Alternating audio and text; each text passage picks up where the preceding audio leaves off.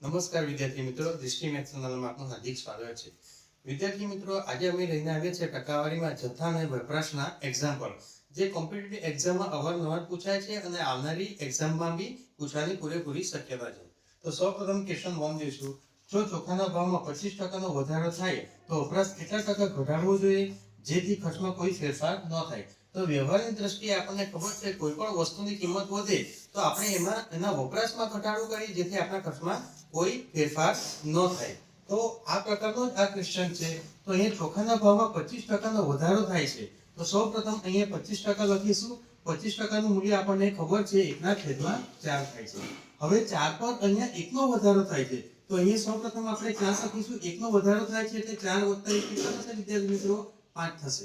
હવે 4 પરથી 5 થાય છે મીન્સ કે ખર્ચમાં કોઈ ફેરફાર થવો જોઈએ નહીં. એટલે ખર્ચનું પ્રમાણ વિદ્યાર્થી મિત્રો 1:1 જ રહેવું જોઈએ. હવે ભાવ અને જથ્થાની વાત કરીએ તો ભાવ અને જથ્થો એકબીજાના વ્યસ્ત પ્રમાણમાં ચલે છે. તો અહીંયા આપણે 5 લખીશું, અહીંયા 4 લખીશું. હવે 5 પરથી 4 થાય છે મીન્સ કે 1 નો ઘટાડો થાય છે. તો અહીંયા આપણે 1 લખીશું અને કેટલા પર ઘટાડો થાય છે? 5 પર ઘટાડો થાય છે. ટકાવારી માટે આપણે ગુણ્યા 100 કરીશું. 100 ભાગ્યા 5 કેટલા થશે? 20 થશે. એટલે આપણે ખર્ચમાં 20% નો ઘટાડો કરવો જોઈએ જેથી ખર્ચમાં કોઈ ફેરફાર ન થાય. હવે આ જ પ્રકારનો ક્વેશ્ચન છે. જો પેટ્રોલના ભાવમાં 33% નો ઘટાડો થાય તો વપરાશ કેટલા ટકા વધારવો જોઈએ જેથી ખર્ચમાં કોઈ ફેરફાર ન થાય? તો હવે સૌપ્રથમ આપણે અહીંયા 33% લખીશું. 33% નું મૂલ્ય આપણને ખબર છે 1/3 થાય છે.